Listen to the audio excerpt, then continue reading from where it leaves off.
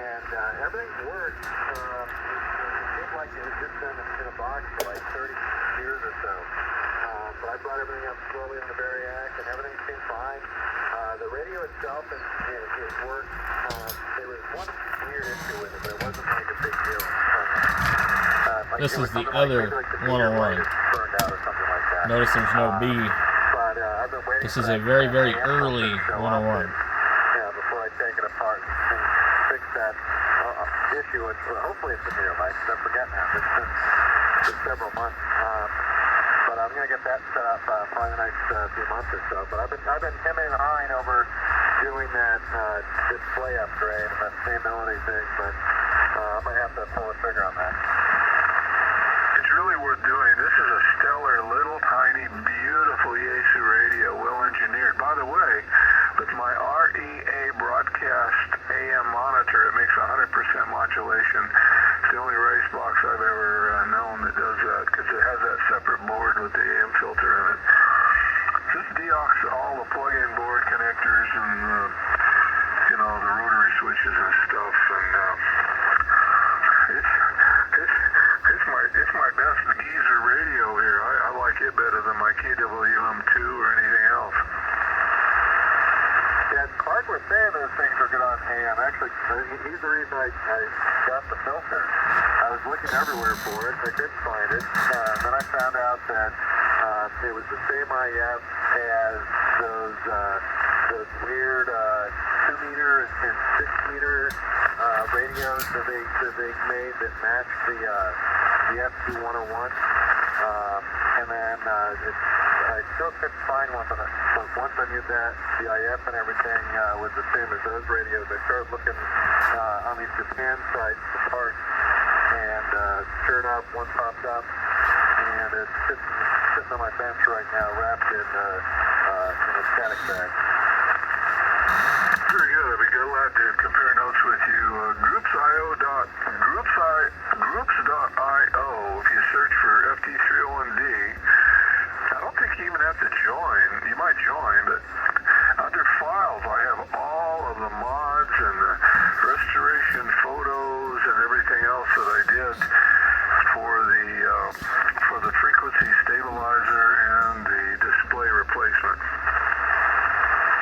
I'll definitely have to check that out. I've been distracting myself with, I have ADD when it comes to these radios sometimes, and over the last few weeks I've been working on a Katina 505, an FT-1, an FT-902, an FT-840, and today I was working on a Tokyo high-power transverter that turns 6-meter radios into HF radios, and because I had this really old, what is it? I thought it was right here, but I got a 6-meter Yaesu radio that's probably from 82 that I was trying to use that transverter so I could get it on HF. Yeah, lots of projects, but your effort on the 301D, I think you'll be very impressed with the cute little radio. It's kind of compact. It's one of the most compact Yaesu transceivers. HD, did you tell Randy about the Katina? I passed the PA on the back, and he can run, what is it, like 10 watts, just using the driver. Yeah, the driver makes 10 watts, and they have the little BNC jumper on the back that goes over to the rear 100-watt unit. And I have pictures of my restoration changing those parts from Toshiba to Motorola parts over. Hey, Steve? Yeah. Did you tell Randy about the Katina you picked up? I just mentioned it, but I was on it last night. I was on a Katina 505 DSP that I got working on Windows 95 until today. The software lost communication with the radio. Not sure what's wrong with it now, but it was working for about 2 days. Yeah, somebody loaned me one of those long ago, and it was kind of cool. It was bleeding edge, but it was not stellar. Over.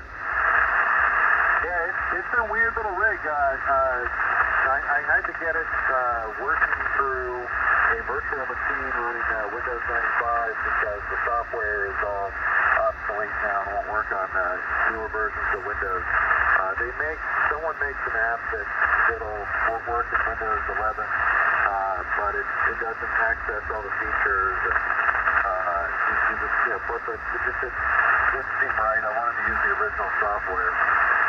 So it's a little bit weird having to get serial ports working on a modern computer and then typing that through a virtual machine and all that good stuff. But I had it working. I actually kind of liked it. The interface is a little weird, obviously very dated. It's definitely not the best radio in the world, but when you think of it in terms of it coming out in 1995, it's pretty impressive.